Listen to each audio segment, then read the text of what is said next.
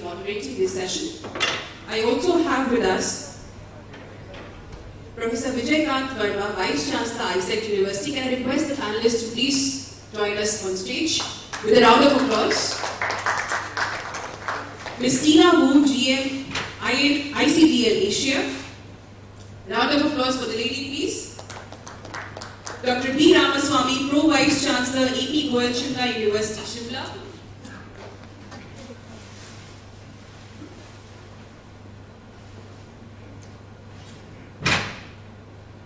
And yes, okay, that will be the panel for the first session. So over to you, sir.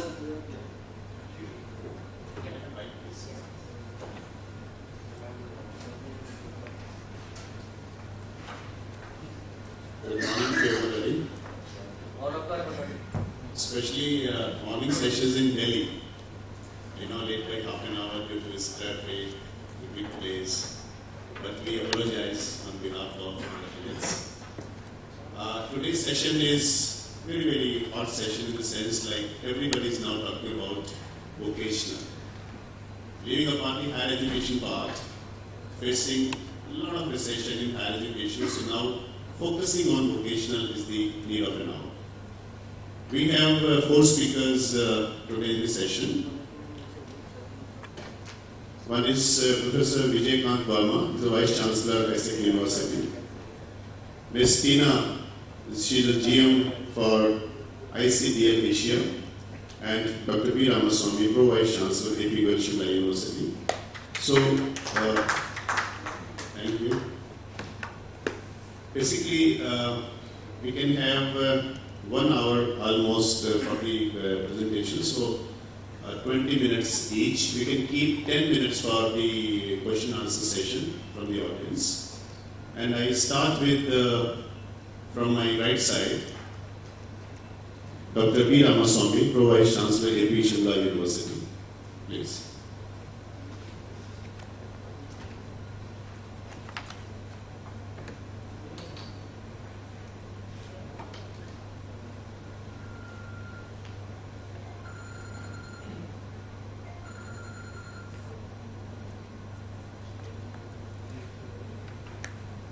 Good morning, all the learned friends.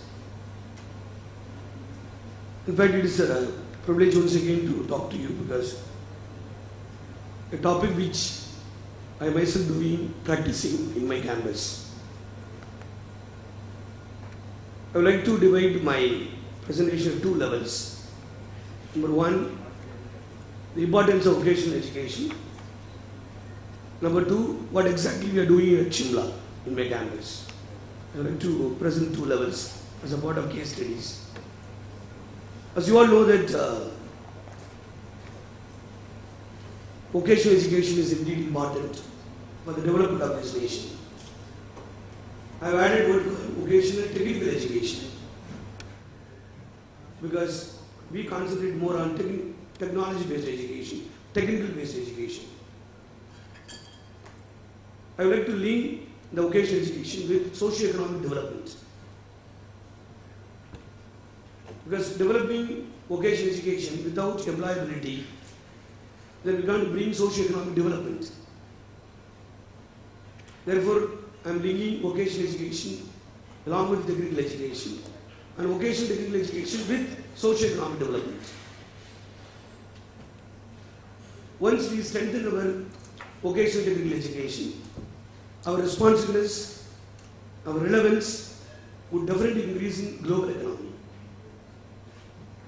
I also want to link with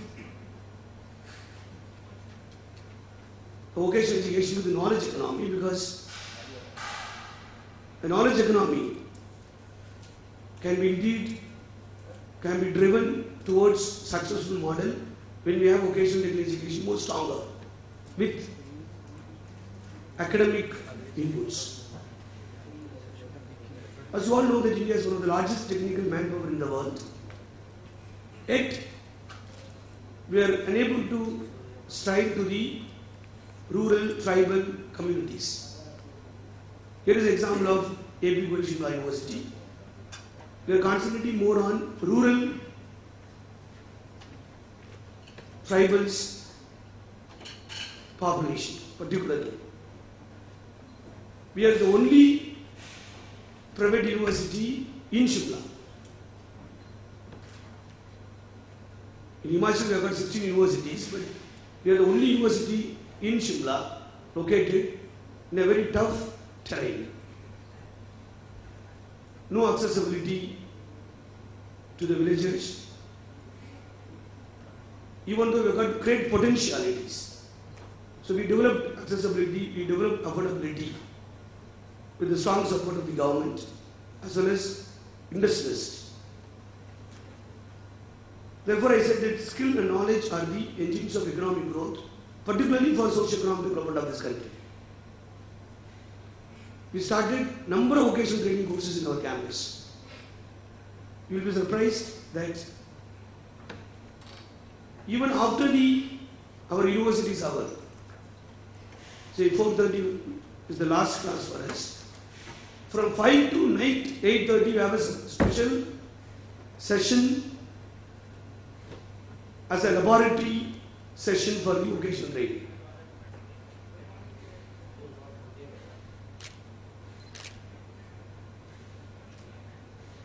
Even though large number of engineers who have been part of our campus, along with the skill development, we are also developing communication development. Good engineers, technically strong engineers not communicate well.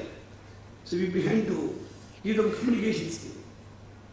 Because communication skill is also very important. The engineer may be good at technically, but unable to communicate. That becomes a kind of challenge.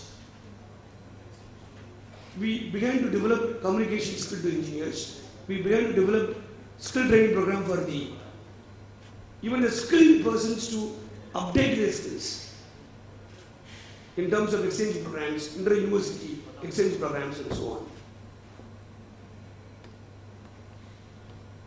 We are in the transition of knowledge-based economy in which competitive edge is very important to develop a knowledge-driven academia. I think we should differentiate between knowledge, skill and enriching only information. All three we are differentiating and developing a kind of vocational based, technical based, job opportunity based education. Because we don't develop abilities, then it becomes just a certifications, not as a part of employability. So we are not concentrating just a certification, we are also concentrating for the employability. Therefore I mentioned in my slides that we are including professional, managerial, operational, behavioral, interpersonal and interfunctional skills. Wherever I get an opportunity, I always stress that only professional, managerial, operational, functional skills alone is not important. We also need behavioral skills, attitudinal skills, aptitudinal skills.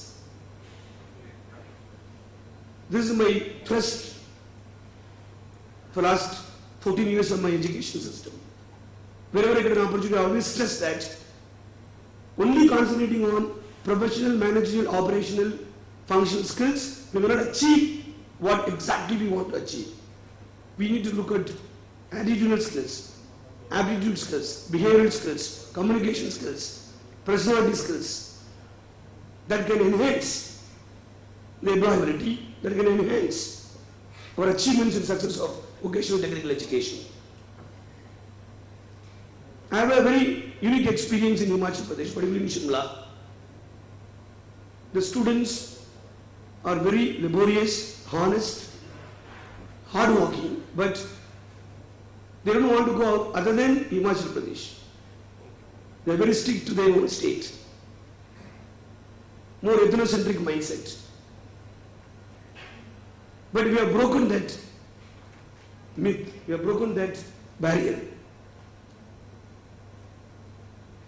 We have selected all types of average students, motivated them, given them a professional, managerial, operational, behavioral skills, and then asked them to disperse to various states of India. Very proud to say that large number of Himachal students are also being part of Karnataka, Tamil Nadu, Delhi, even part of northeastern states. This is merely because of inputs given on the basis of vocational technical education along with attitude, aptitude, skills that we installed in their life. We are also looking at the more flexible education. I think I request the audience to think for a while that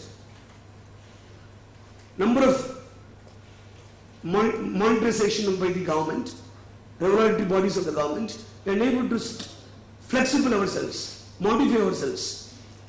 This is something which hurts our system in terms of being flexible in training system. As a university, we have got a number of limitations to implement our ideas in terms of freedom of thoughts and so on. Yet, we are developing a kind of a successful model of developing entrepreneurships. We have been taught that education means developing socio-economic transformation. But that socio-economic transformation must be vocational based, employable based, entrepreneurship based. Then it is possible to bring real success on education. The vocational education differentiates qualification and education. Vocational education differentiates knowledge and experience. Vocational education differentiates efficiency and effectivity. And particularly vocational education is going to be most appropriate for the marginalized sections, for the deprived sections, even for the tribal sections. With the strong support of skill development, we began to develop skill-based vocational education to the tribal children, tribal students in Himachal. And we began to develop a number of entrepreneurship skills. For example, in our department called Fashion Design, more than 200 new design course students have developed based on the skill training programs and began to put a separate storeroom in Mall Road of Shimla. We are able to sell our products for the students, developing kind of entrepreneurship skills. This is an example to show that how an education can bring a socio-economic transformation of the society. As I told you already, a technical vocational education can play a very vital role in human resource development, which can create skill manpower, which can enhance industrial productivity, which definitely can improve the quality of life. Therefore, I always stress upon qualification education, because education with vocational technical education can enhance the quality of life of the deserving community, deserving people. Therefore, we in the university we are stressing more on initiating more environment-based job opportunities, employment-based education, employment-based skill education for our economic growth as well as for the social developmental process. We also have a strong support for national skill development in terms of empowering skills, knowledge, both nationally and internationally qualified, recognized qualifications. We also began to develop a lot of employability in terms of using technology. We are addressing the labor market demands. We are also acquiring new skills for the students in terms of developing high quality skilled workforce. We are also expanding, upgrading vocational education, training. We are also promoting research in education institutions. We also have a strong support from NIT, Hamirpur. We have a collaboration in terms of developing skill-based training, research and so on. These are some of the statistics where little alarming, where we are unable to harvest the technical vocational education to those young children. We began to invest more on time to those children coming to those, after plus 2 coming to those university status. For example, we have got around working age population of 63% by 2016, but unable to bring them vocational technical education to them. If you look at the demographic dividend, our average Indian will be only 29 years old as compared to average age of 37 years of China, or 45 years in Europe, or 48 years age in Japan. Which means you've got great potential to initiate vocational technical education to the young generation. These are a few important aspects we are focusing on our campus in terms of developing vocational technical education. Communication area which we are strongly working on. Attitude, aptitude we are strongly working on. Skill development we are strongly working on. Research we are too much involved into it. And then competitive exams, which also we started very recently. A large number of technical based students were entering into competitive examinations. We have opened 29 government based, job opportunity based, competitive examinations based education system, in which we are training students to appear for various competitive examinations so that they can get job as per their interest, as per their ability, as per their efficiency, as per their merit. That's how we are developing vocational technical education in our AP Goel Shimla University. I think we should focus on vocational education, technical education, so that we can contribute to our socio-economic development of this country, through which we can bring nation building. Thank you. Thank you. Thank you, Dr. Ramaswamy. Very nice coverage. Now I invite Ms. Tina, General Manager, ICDL Asia, to speak on.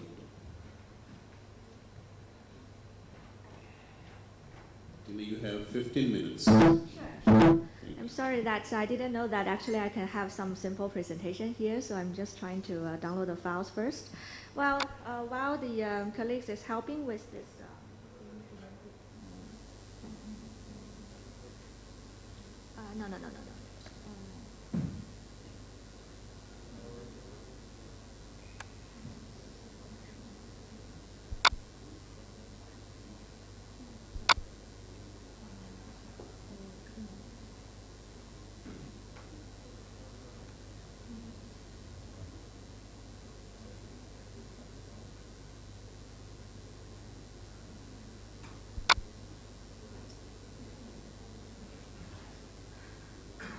It's okay, why not I just forget about the presentation files? I thought it's going to be a panel discussion, but I think with the presentation file it's better because you can focus on what I actually talk about. And since it's a Saturday morning, everybody may be a little bit tired or relaxed, and I hope we could have some more energizing kind of discussion, lively as the Indian culture is. And I will start with two stories first. The first one, several years ago, some IBM corporate social responsibility project in Cambodia is like donating laptop for child from those underprivileged families. The next day, after distributing the laptop, what the officer found is all the parents sold the laptop for money. It's basically a very sad story for us, or at least for IBM, because they didn't really achieve the purpose of what they want to achieve to help the children with longer potential. And another story is from Singapore. The the accounting director of the bank, a local bank which I don't really want to name the company, approached us and told us that one day he walked by or passed by the office of his accountant team, and all these staff who actually have a college degree trying to work on the spreadsheets or the Microsoft Excel files, because as an accountant, you know you have to work on Excel every day. And at the same time, everybody has a calculator on the side of the computer and try to work on the simple calculations. They don't know that they can use Microsoft Excel embedded formula at all. So I think the first story basically told us something like, Yes, we can enjoy the benefits of infrastructure, of technology, of IT, but if you don't really have the content, if you don't really skill up the person and they don't know, or the parents or the people don't really know what they can do with the computer, with the software applications, then the piece of laptop or the gadgets is basically useless. And the second story also told us something like the challenge of not knowing what you don't know. You may be using computer every day, but according to Microsoft research, 70% of the functionalities never really get used by the users. A lot of people don't even know they exist. It's a challenge, not knowing what you don't know. And probably everybody who use computer every day are very happy, and they thought we are using computers effectively or efficiently. So, to give everyone a little bit of background of what we do, and probably you have never heard of ICDL before because we are only entering India for the first time. ICDL stands for International Computer Driving License. It's an analogy that driving license, if you want to drive a car, no matter what model you drive, you try to get a license first to prove that you can drive a car properly and effectively. It's the same thing we believe with computer. If you want to use computer efficiently and effectively, to fully leverage on the benefits of ICT technologies, then get a license. Prove yourself, learn and train and get certified to prove that you are able to use a computer properly. And this is basically what we do. We are a certification program provider, or we are the owner of the ICDL programs that certify the standards globally. What are the practical skills everybody needs at today's workplace, at the education sector as well? It's for everyone, it's digital literacy, but it's not as simple as a lot of people think. We have done many research and studies, and we constantly advocate to the government, to university sectors, to people like you about the importance of digital literacy. We run surveys in every country to compare the self-perception of their own computer skills versus the real knowledge.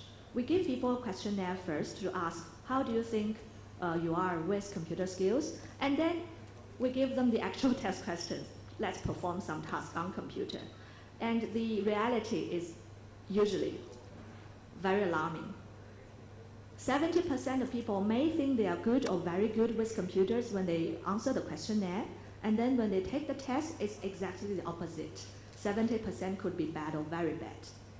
That's the challenge of not knowing what you don't know.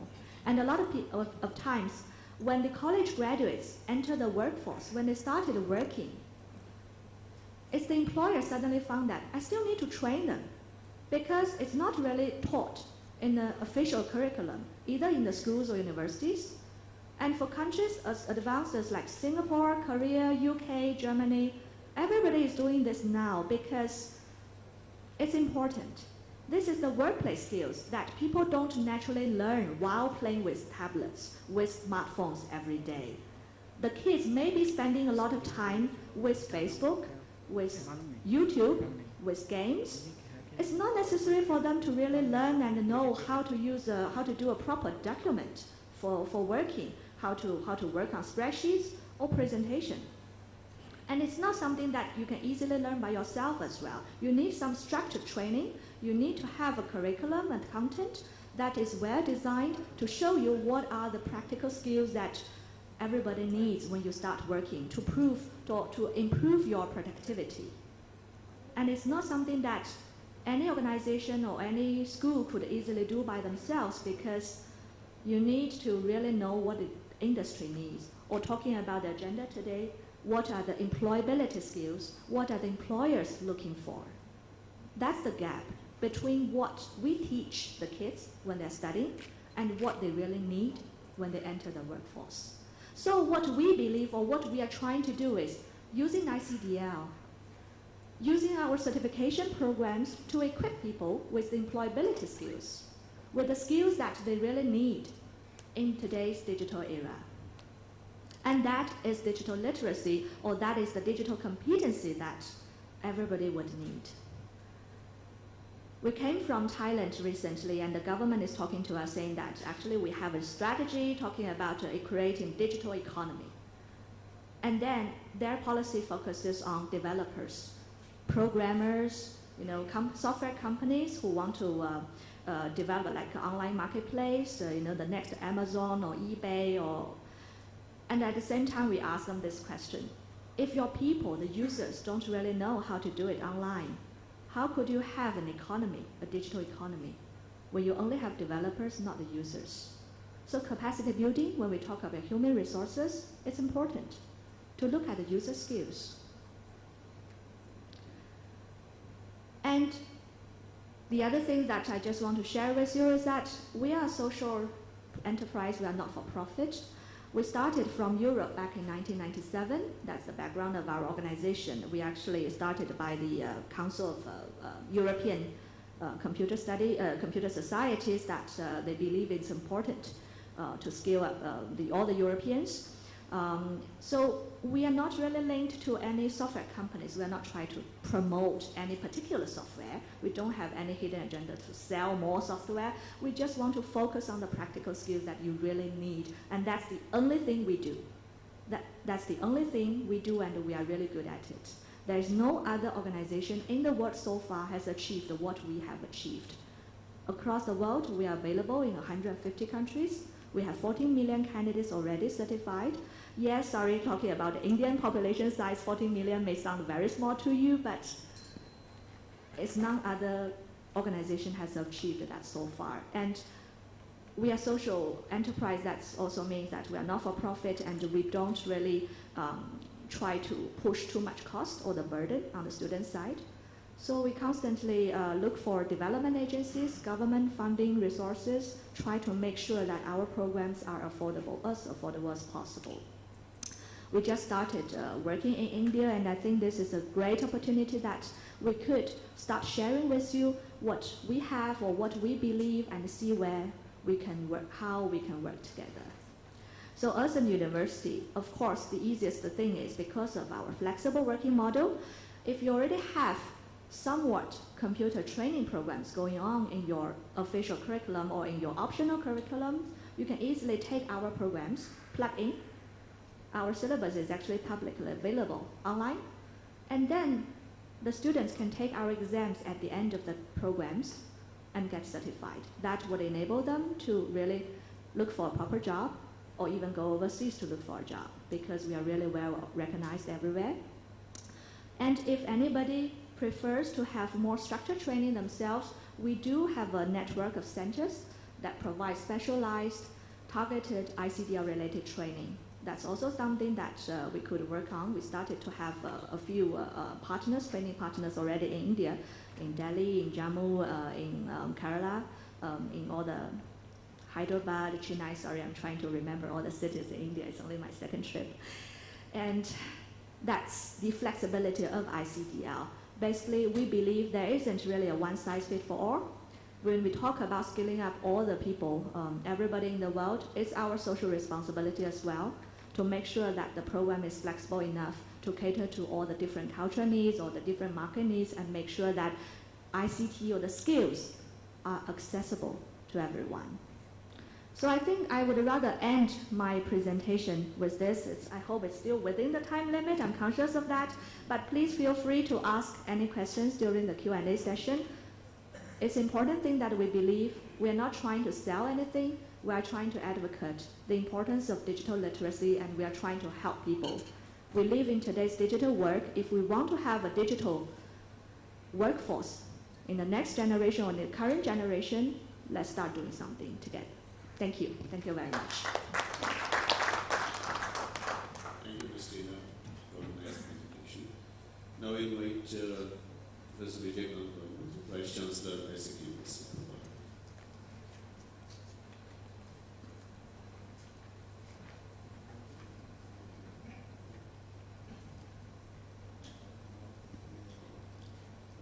Good morning.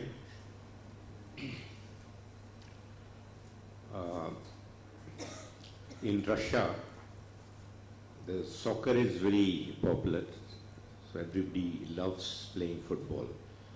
So in one of the schools, an inspection team suddenly arrived, and they wanted to meet the top ranking students of that class. When they interacted with those students, they found that they are not competent enough. So they asked the teacher. The teacher was quite upset, and he said, "I am sorry, sir. Actually, these students have been put in place of those who are actually competent. They have gone to see the football match in the town." So he said, "Okay, I will interact with you." And he said that you are teacher of this class, but you don't have much knowledge about the entire class. He said, "Sir, I am sorry because the teacher who is actually responsible for this class has gone to see the football match, and I am in place of him working." And the whole administration was quite scared. Then the inspection team said that don't be scared. Actually, we are not the actual inspector. The actual inspector have gone to see the football match. So today's talk was supposed to be given by Professor Amitabh Saxena, who is Pro Vice Chancellor of my university, but I have come in his place. So he has gone to see the football match. So anyway, that was lighter vein, because I see very few people here. Yesterday I had a topic of my choice, but I didn't have time to interact. Today, though I am responsible for the university and I'm not that much prepared, but I would like to share my views on 5 perspectives of vocational education, which is at the nascent stage in our country. First, let's see on the perspective of the need of vocational education. Of late, everybody has realized that formal education is not achieving the goal what was set by the policy makers. Everybody tried to make effort, and through the formal education we have not been able to meet the economic goal. And on formal education front, it was said that, like Knowledge Commission said, that we should have 1,500 universities, we should have so many colleges, and effort was made. Then GER ratio was also found that we are at very low. We are around 20-21% against the developed countries, more than 80%. So on one hand, all this effort, but you find that in formal education, the seats are going vacant. That is the irony of the situation. And accessibility is supposed to be one reason. The second is the employability gap. And third is the formal education is not producing the kind of people that is required by the employer. So these are the gaps which maybe for various reasons. Yesterday we discussed many reasons to bridge that gap. The vocational education can be one gap filler, because accessibility is also one point. The formal education access to people is very limited. That's how we have so many dropouts. So formal education is one answer, and I think there is a strong need to have vocational education and to achieve the economic growth or economic development, or bring in the socio-economic condition what we envisage. The second perspective is the feasibility. Feasibility in the current era, when we have the technology to support the vocational education.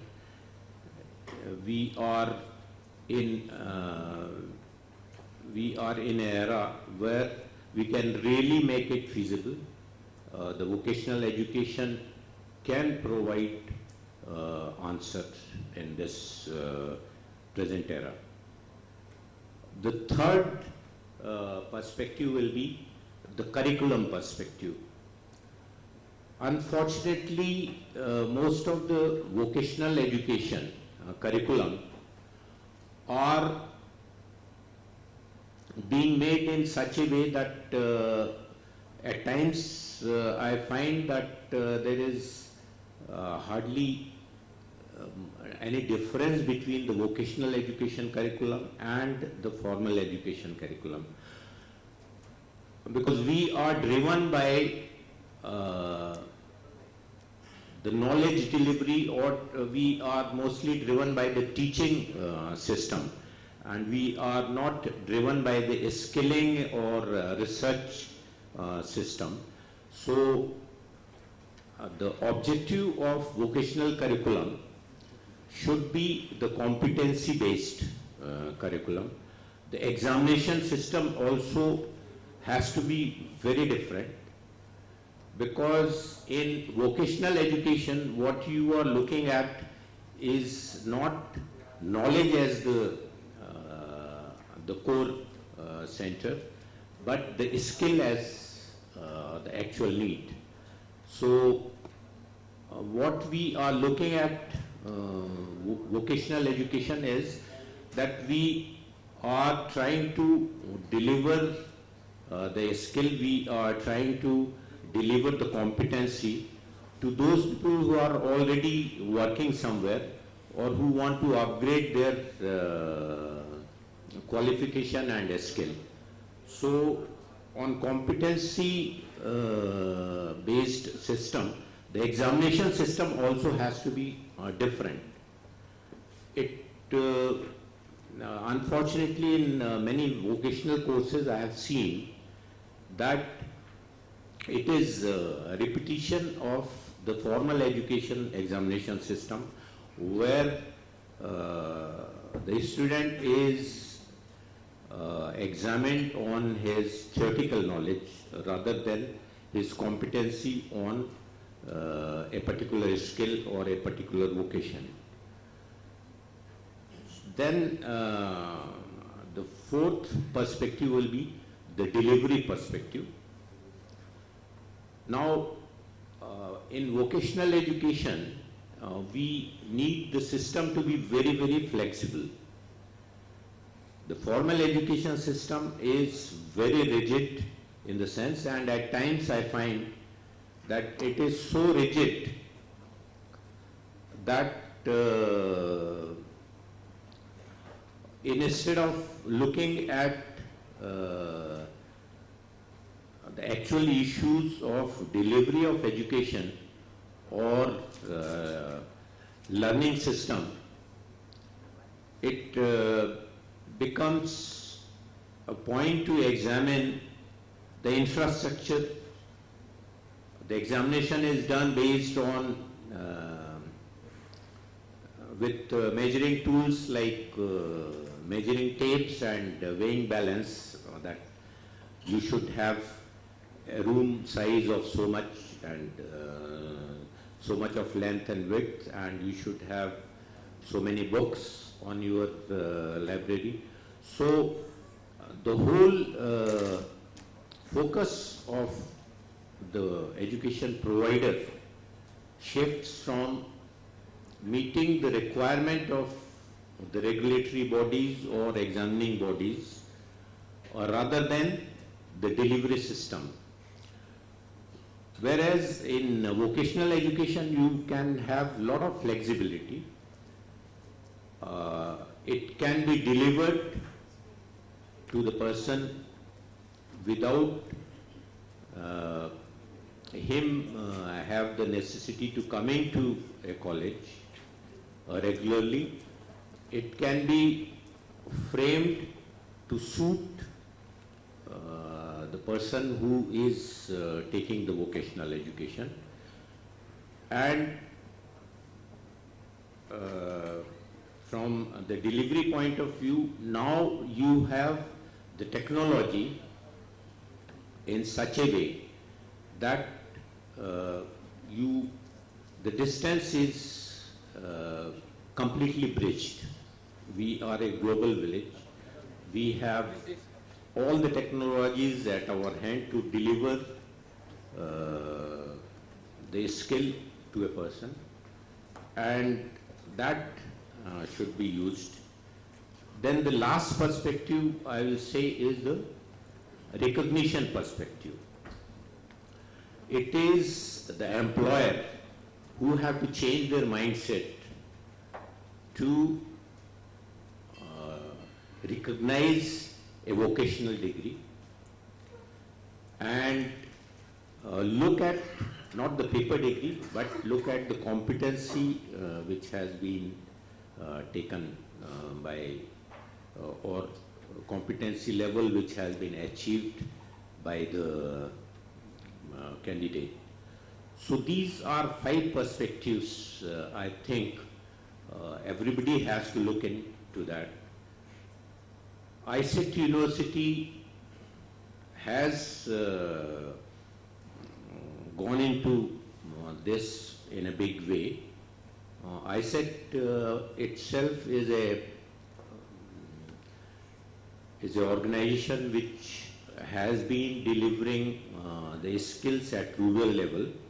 We have about 20,000 centers who are delivering mainly the computer literacy skill at rural level. At ISET University, we have upgraded it. We have started the BVOC course, and we are framing our entire system based on these 5 perspectives which I shared with you. There is a big scope for vocational education, and community colleges and formal universities should come forward to participate in this, and this is the only way with which we can achieve the education goal or skill goal to meet the economic development requirement of our country. Thank you very much. Thank you, Mr.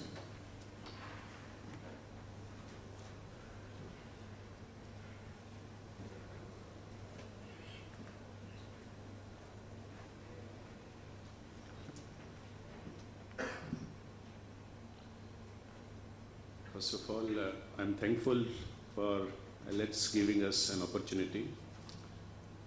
All my co-panelists, delegates. I'm going to throw some light on some data which are very, very crucial. Some of critical issues which are again very crucial. And some of my own experiences which we are experiencing at national level and international level in the area of vocational education. In the beginning, I would like to start 4 people voice, what they think about youth, youth education, and youth employability. The UN General Secretary, Mr. Ban Ki-moon, says Around the world, there is a growing recognition of the need to strengthen policies and investments involving young people. Youth can determine whether this era moves towards greater peril or more positive change. At the international level, they are focusing on youth because it's an untapped and unmanaged power for any kind of business, service, or any other areas. Our former President of India, late APJ Abdul Kalam, says, it is not unemployment that is a major problem, it is the question of unemployability. That is the major crisis in this competitive arena. Our former Prime Minister, Mr. Manmohan Singh, says, we will need to ensure for greater availability of educational opportunities at every level of education, start from elementary to higher education, for having not a literate youth but a skilled youth, which can fetch them a gainful employment. Now there is a problem. Somebody is taking education, somebody is not taking education, but the ultimate goal is gainful employment. And presently, the present Prime Minister, our beloved Prime Minister, Mr. Narendra Modi, talked about on 15th August 2014, on Independence Day, we are a youthful nation. Our youth are our strength. The world and India needs a skilled workforce. Let youth get skills. What skills? Those skills that contribute towards a strong nation.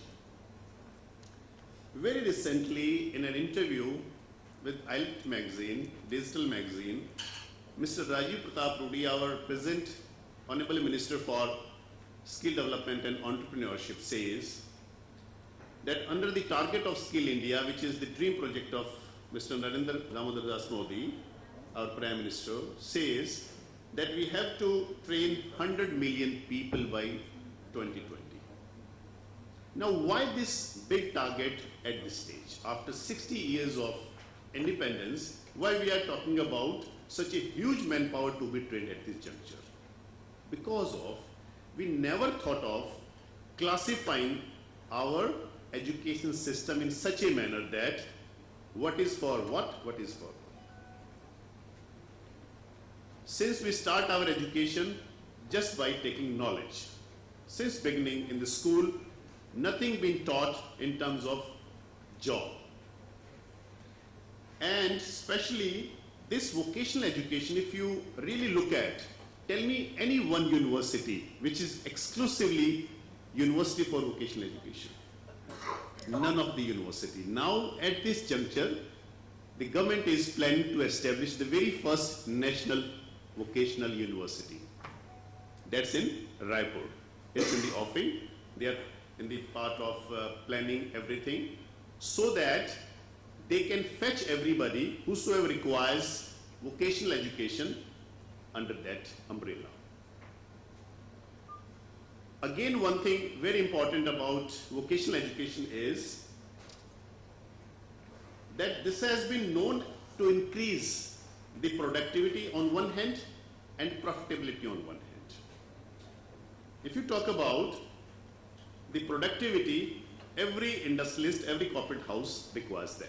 They are not sitting for charitable purpose. And profitability.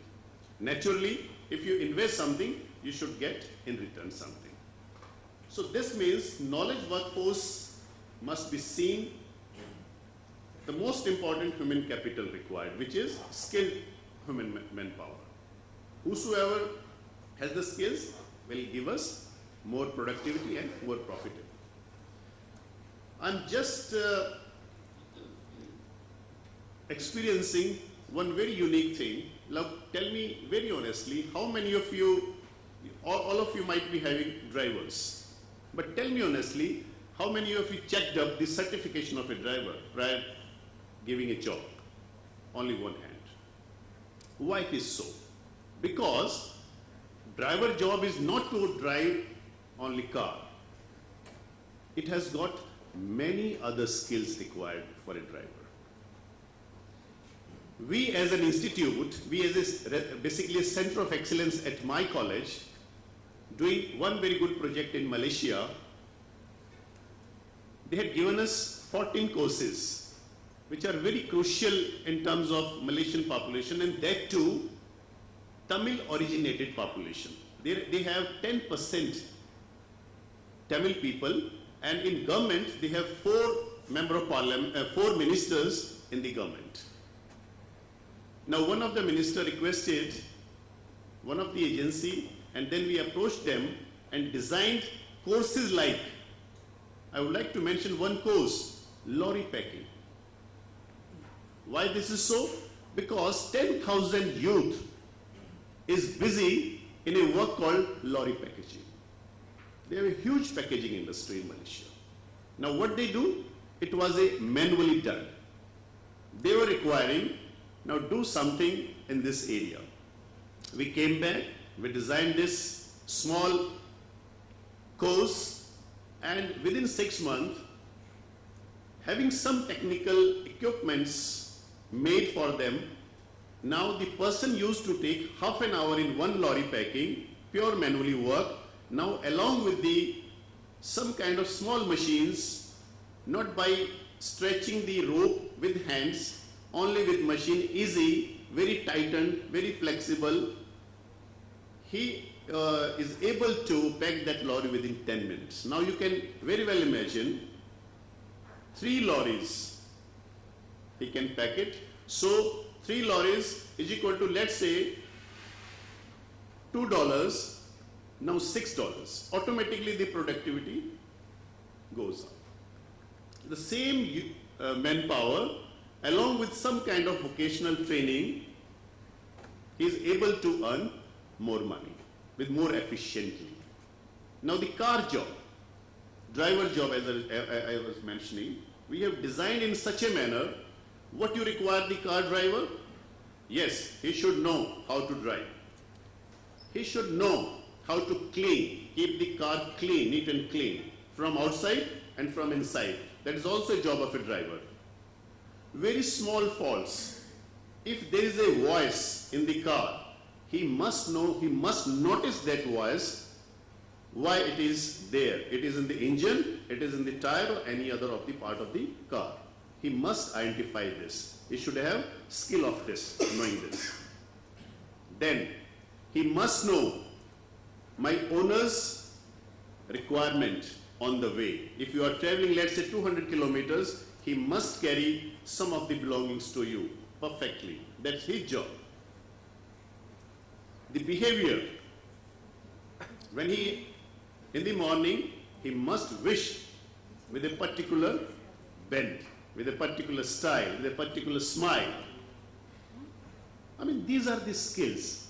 But in a driver job, if you interacted 10 drivers in a day, you will not find even a single one. In service industry, I am in Udaipur, city of lakes.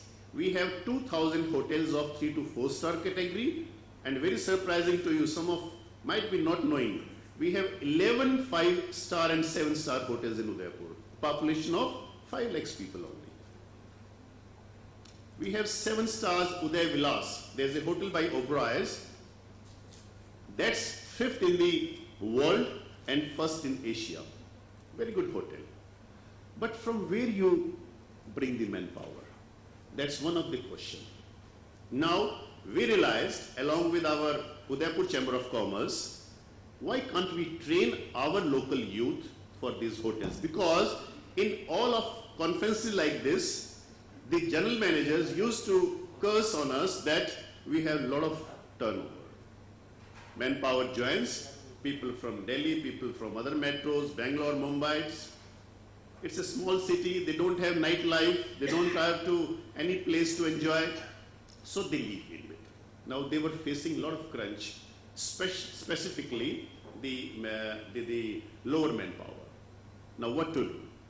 We have decided to start this center and registering local youth, but giving them full-scale training, they can get a job also. I mean, now the question is, the skills or the vocational part, where to set up, where to train, whom to train, where it is the requirement is there.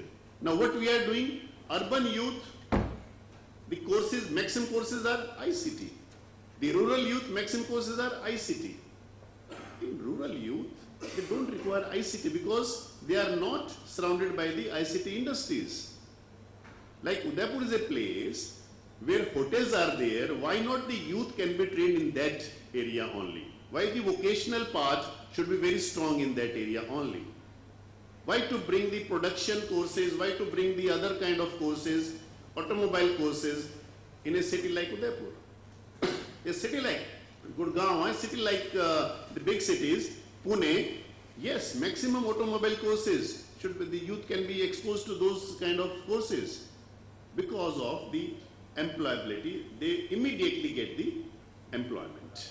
So this skills part, if we really look at the perspective, which area is full of what kind of skills requirement, if we do this kind of study and establish institutions like this, then I think we can grow more faster, we can provide more education to youth, and there won't be any unemployment problem in this. If we look at the education scenario in India, we have elementary, secondary, senior secondary, then college, then obviously PG and higher education, the PhDs. Now see how we really get this. After 5th dropouts, you will find maximum people without having any skills. If you ask anybody, kitna padhe aap? 5th class. No skills at all. Because he never got any opportunity to get a skill. All servants, domestic servants, all small job keepers. No, I mean, nothing, no skills at all. Then go to the secondary level. Then we have introduced in 11th and 12th some of the vocational courses. But now the problem is, the critical issue is, if you get into that, your higher education or going up closed. There is a barrier. You cannot transfer from this level to that level. You cannot go to that level. Although this system would have been, if anybody who's having at 11th and 12th level the vocational courses, maybe with some kind of a bridge course, he should have been given the another opportunity for higher education if he or she wishes. But now it is coming into this system, bit flexible system, so that the candidate can have transfer from that. Then we have what we get after 11th and 12th. We get basically some of the polytechnics and some of the ITIs. We get supervisory part or the technical part, technical assistant part. Then from polytechnic, now we have a lateral entry course. They can get into engineering courses in the second year, third and fourth year. They become engineers, technocrats. Then after doing some of the higher level courses, they can pursue their PhDs or higher studies, they can become scientists.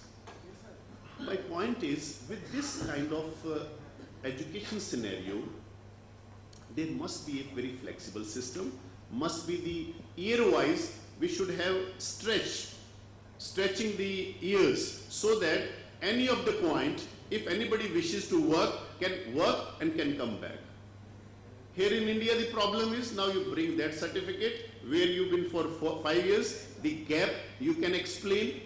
These are the very, issues which has to be discussed. In case of, if you look at the data, in case of ITIs and ITCs, industrial training centers, there are 10 lakhs seats with 6,000 ITIs and ITCs who are imparting vocational education. But can you see this much manpower with this much skills? I can't see any of these. Now the basic problem with all of us is, whenever we require a technician, whenever we require a plumber, whenever we require any assistant, A very small scale technical skills we don't get. Even office management is a big problem nowadays in India.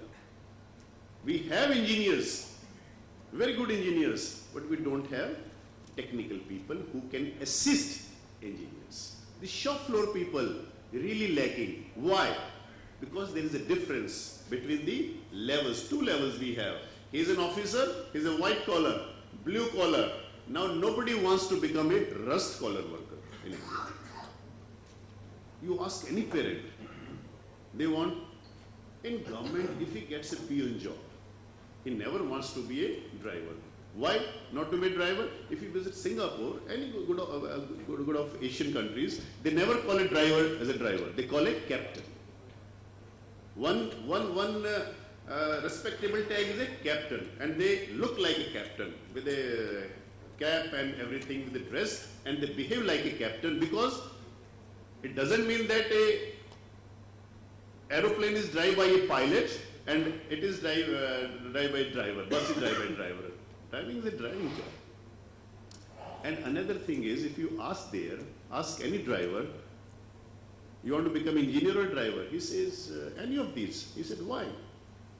Because we are paid equally. And engineers and the driver, not much difference. Not much difference in the, basically, the salary part, the economic part.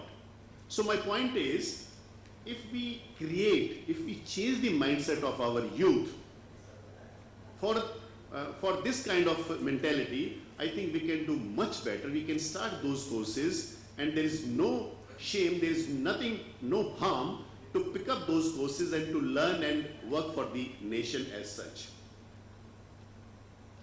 In the end, I would like to mention some of the issues which are very, very crucial for our this scenario. One is, there must be industry and institution interface. People were talking about yesterday the role of industry. Yes, it is vice versa. The institution and the industry, they should have tie-up, because their needs we must understand and our need they must understand. If we are inviting them for their needs to fulfill, they must invite our youth for the employable part. Acute shortage of skill development institutions. There are higher education systems, many technical institutions, but specific institutions having skill development is missing. Disconnect between skill required by industry and skill provided. As I mentioned earlier, we have to divide the cluster wise.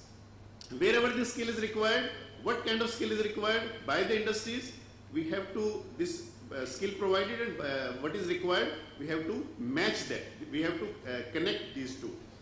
Outdated modules. One particular technical know-how is available, let's say China is experiencing, will have after 5 years, the outdated that part. But we have to think the entire this knowledge part is globally, not the locally. That we require in India this much. No, we have to think all slavery and the requirement part in the global part. Severe shortage of trained instructors. That's what we are facing even in the higher education system. There is none of the institutions who is training faculties, who is training instructors. All IS people, all administrative people are trained by very rigorously for 2 years in a very well managed institutions, Lal Bahadur Shastri Academy or Hyderabad Police Academy or any other academies. There is no incentives for private players and industry people for vocational education. Government is talking about so much, but I can, as a private employer, I can feel what kind of problems we face with the government. Lot of emphasis, lot of checks and points putting on us. Now, how to work in this kind of closed environment?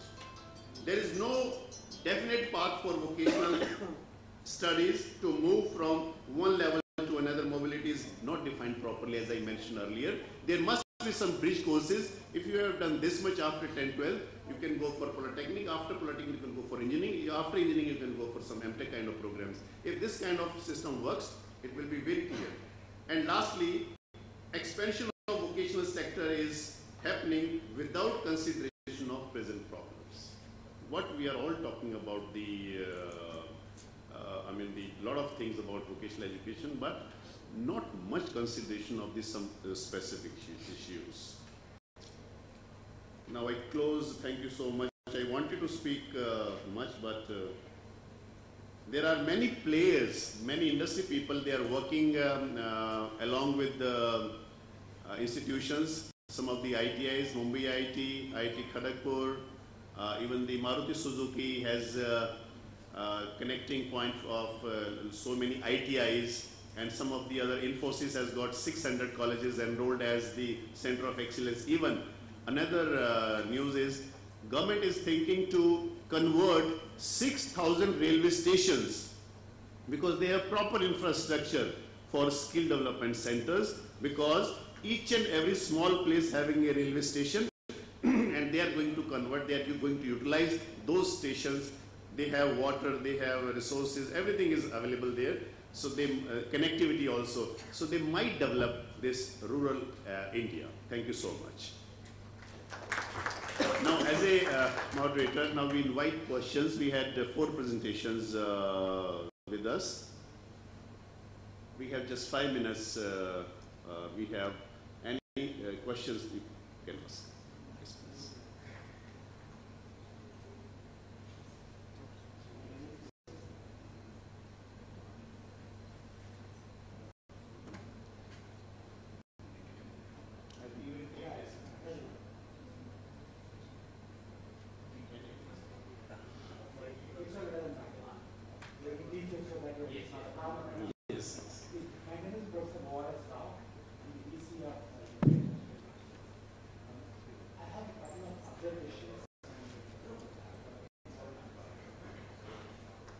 Still, as far as the need for skills, and particularly for the soft skills, it's not new.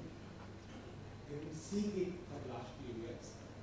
And with the entry of the private players into the higher education, at least for the last about 5 to 10 years, they've been one of the private business schools, private degree colleges, private universities. They have got soft skills at the part of the country. Most of them. Nobody will say that we don't have it. But at the same time, like in fact, we have mentioned earlier, while we have our programs, we have been conducting that, what's the outcome out of that? That is something that typically we simply running the savings or running the other knowledge-based programs. With the result, what I have seen is, in fact, leave aside the fact that 10% of the students coming from the metros. In fact, I run the university in Ranchi. All our students come from Bihar, Jharkhand, and Sri Lanka. What we notice is, while the focus is on English language skills, what we notice is, we ask them to speak, forget about English. They can't speak in Hindi also. So the problem doesn't seem to be the English language skills, the problem seems to be more of a communication. In fact, as a matter of fact, and in fact I'm not ashamed to say that, sometimes we request our recruiter to interview them in Hindi, even they don't speak. So there, the fundamental issue is not of English language communication. The fundamental issue is communicating and expressing in their own mother tongue. Because from the school days, when you said the public school, most of the students that come from English schools, there it is a monologue. A teacher speaks and students listen. With the result, the students do not have an opportunity to express themselves. I think that is something that it is not addressed. Whatever be the kind of skill programs that we have for the soft skills and that, they complete 4 years of engineering. Think for a moment, at the end of 4 years, when they come for an interview, they can't speak. Even in Hindi, forget about the English. Even in Bengali, even in Tamil. That is something we have to address. So to that extent, these skill building programs, they need to keep in mind what is expected of them, what is the background. They can't be one size fits all. What we do in Delhi may not be the same when we do it somewhere else. Very true. To that extent, they have to be well tuned with the kind of target students or learners. And there have to be some milestones to see how they are progressing. No doubt they have gone through this soft skills program. What happened after that? So that is one observation. If you've got some experiences to that, you'll get benefit from it. The second point, just a minute, the second observation that I have is most of the soft skills programs that we take today is not, evaluated, they don't get credit for it. Yes. As per the UGC norms, whatever the KSAT norms today, you could say that, a course, where, what you call it, has attended course or not attended. When once we do that, today what we notice is, practice is, the students bunk classes. When it is a soft skills class, it is a freedom for them to go. Because most of them may not accept it. That's the harsh reality. They attend classes of the core engineering. In MBA, they attend the classes of the core kind of discipline. As far as soft skills is concerned, it is optional. When it is optional, similarly, not only in the school or in the college, the parents are happy. What is the question parent asks the student? How many marks you got in mathematics? Have you got distinction? No parent asks them, like, how much of soft skills you got. Similarly, you come to our own kind of colleges into that. The head of the department, what is that? How much percentage you got into this? I got a good grade in core engineering. I got a good grade in marketing management. How many times you find who has got good skills or not? With the result, today what we notice is they get exposed to the course is over. Then it is too late, too much too late. Then what they do is they don't get selected, they don't get the dream job. They say, I got distinction, I got first rank, they don't get it. Then they go after the coaching centers. And to that extent, as far as the second point is concerned, how best we can integrate these vocational skills, I'm not talking about vocational education, into the common program, so that at the end of the program, we need to get a person who has got knowledge, core skills, plus the soft skills. Yes, academic and practical. Yeah. How do we design the program in such a way that, on one hand, the program design is important, delivery is important, assessment is important, assessment of that as good as we do for the knowledge person. These are just observations, we got some experience, we get it. Thank you. I think, very nice. I think Dr. Ramaswamy will take for 1 minute. I totally agree with you, sir, but kindly understand our experience here. We have a Himachal Higher Education Regularity Commission, which has made us to compulsory introduce communication skills as subject to the engineers. And I request you to look at this point of view that we have a communication skill as a part of our curriculum. You do B.Tech or M.Tech. You are supposed to study one paper on communication skill. This has been given direction by Higher Education Regularity Commission of Government of Himachal Pradesh. So it's already part of our regular formal education. Number one. Number two, I totally agree with you, sir. A good engineer, a good doctor, maybe the vice chancellor should not get offended. He's a doctor. A good doctor, a good engineer is not a good communicator nowadays. It's the biggest worry. Not all, few. For that only, we have reduced communication skill as a compulsory. Number two, please understand the youth of India, sir. Let us not go back to the past history. Let us get into the postmodern history. Each individual youth who are B.Tech student, M.Tech student, MBBS student, they go out of their way and take English communication skill and get proper coaching. This is what university now began to teach as a separate curriculum, as additional subject, as additional course. Now you will be surprised. In AP College University, we are having 285 students enrolled for only communication skill after the university time is over, who are engineers.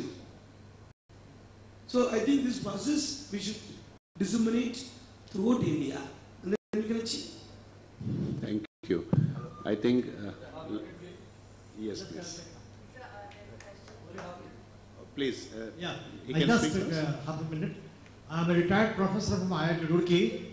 I have been vice chancellor of a private university for 2 years. Now I am Professor Emeritus here in Lucknow. So I'll just take very special note. See, Aurobindo had defined teaching, nothing is to be taught, you have to make one learn. Now who will make them learn? School teachers. So we should have the best talents in school. We have read books written by a school headmaster when I was doing my master's in Roorkee. We should have the best talents in school. Let's see how we can do that. So then only we can have good education. Best talent should go to school. Let's do something on that. I have a definite plan. When time will come, I'll let you know about it. Thank you. Thank you so much, Professor. Yes, please. Yeah, I'm Professor Bera from Sant Longwal Institute of Engineering Technologies. We were talking about the integrations of the vocational education with the formal. Let me inform them, this entire August House, there are 4 institutions funded by MHRD. One is Sant Longwal Institute of Engineering Technology, another is in Neris, then Central Institute of Technology, Kokrajhar, then Ghani Khan Institute of Engineering Technology, GKCIT. These all 4 institutions are known as vertically integrated institution of higher learning. At Slight Longowal, we have the first module is the ICD, that is Integrated Certificate Diploma Programs of 3 years. They are again integrated to degree programs of the 4 years. In each level, the student has to pass the All India test, then they will be able to move further. 4-year course of our institutions are filled by the JEE mains, and 50% of the seat are vertically integrated with the ICT students. Again, in ICT, the entry point is the 10th standard. If the student successfully pass the first 2 years, they will be further promoted to degree. Otherwise, they will be terminated with the certificate. And this certificate is equivalent to 10+2 of Punjab government. And obviously, the person who has completed entire 3 years will be laterally integrated to the second year of the 4-year course of the CSAP students who have come from JEE Main. This is one of the success story of our institution for last 25 years. Thank you very much. Thank you, sir. I think you can have half minute, yes. Yes, sure.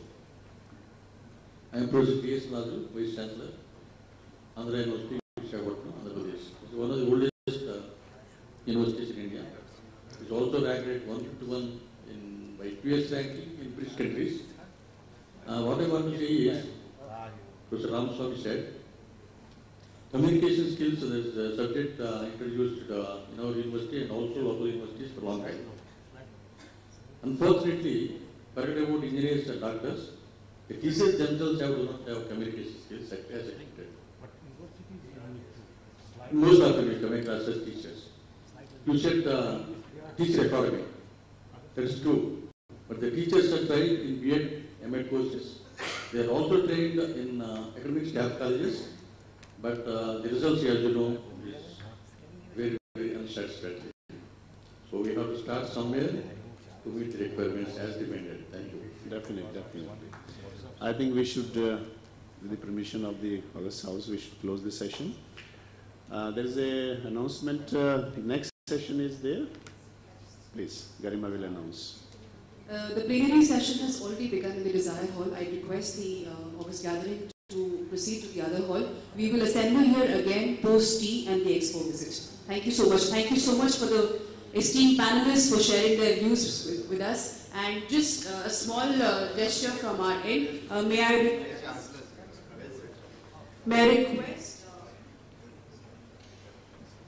Nilesh, can we have the certificate and the mementos, please?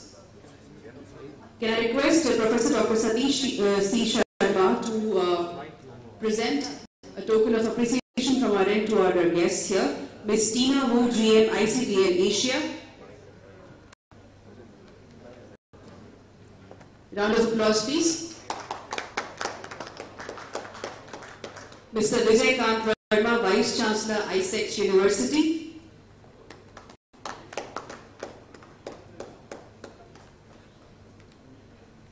And Dr. B. Ramaswamy, Pro Vice Chancellor, AP Goel Shimla, University Shimla.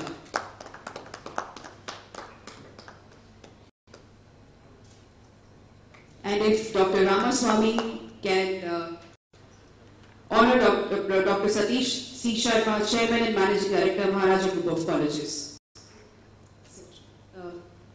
Dr. Ramaswamy, if you could present. Dr. Satish C. Sharma, Chairman and Managing Director, Maharaja Group of Colleges. A group photograph, please.